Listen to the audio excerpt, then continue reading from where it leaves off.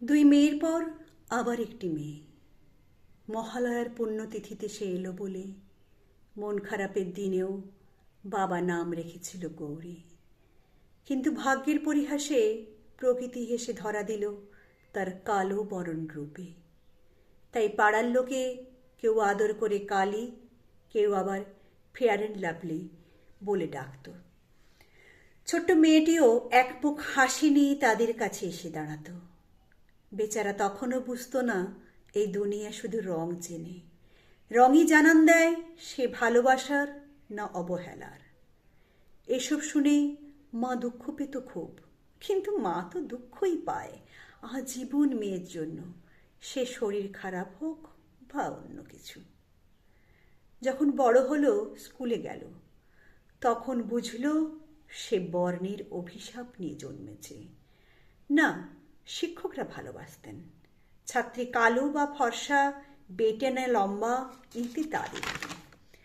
তবে পুজোর আগে দল বেঁধে পার্লারে যেতে চাইলে বান্ধবীরা মুচকি হাসত, সে বুঝত তাদের চোখের ভাষা।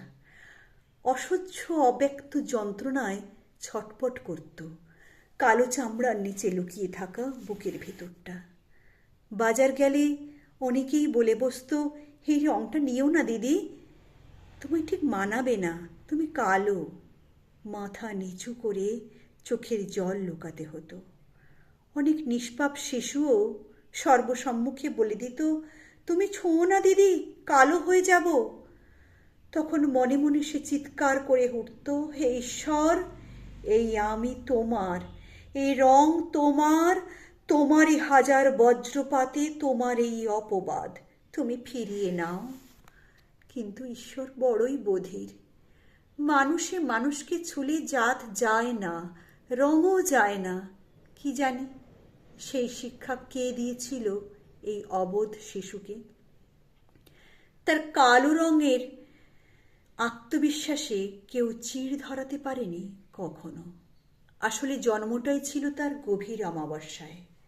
মেয়ে বড় হলো, ভূগোলে এমএ করল, কিন্তু এই আলো কালো ঘুচাতে পারল না। প্রেমের বসন্ত কিন্তু মহান, সে কোনো ভেদাভেদ করে না। সে যেমন ফর্সার মনে আসে, তেমন আসে কালোর মনে। এদিকে বয়স বাড়ে, বিয়ে না হলে একদিন নষ্টার বাঁকা চাহনি সইতে হবে। সবাই উপদেশ দেয়, বিয়ের কথা বলে, কিন্তু কেউ আর সম্বন্ধ করে না, খালি আসে আর যায়। খরচের পর খরচ। নিঃস্ব বাবাও একদিন বিরক্ত হয়ে ওঠে। কালো হবার সব দায় চাপায় মেয়েটির ওপর। মা মুখে শাড়ির আঁচল ভরে হাহাকার লুকাত। সেদিনও ফিরে গেছে এক দল লোক, কালো বলে গেছে মুখের উপর।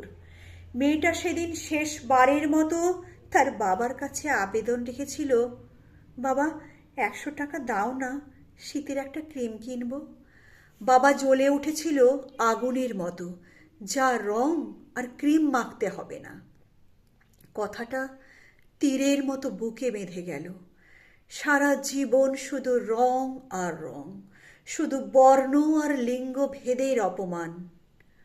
পরের দিন সকালে দরজা ভেঙে ঘরে ঢুকতে হলো। দেখা গেল গৌরীর নিথর ঝুলন্ত দেহ, তার সমস্ত উচ্চশিক্ষার মানপত্র কালো ঝুলন্ত দেহের নিচে যত্রতত্র ছড়িয়ে ছিটিয়ে। মৃত হাতের আঙুলের ফাঁকে ধরা একটা কাগজ, শুধু লেখা ছিল, আমার মৃত্যুর রং কালো।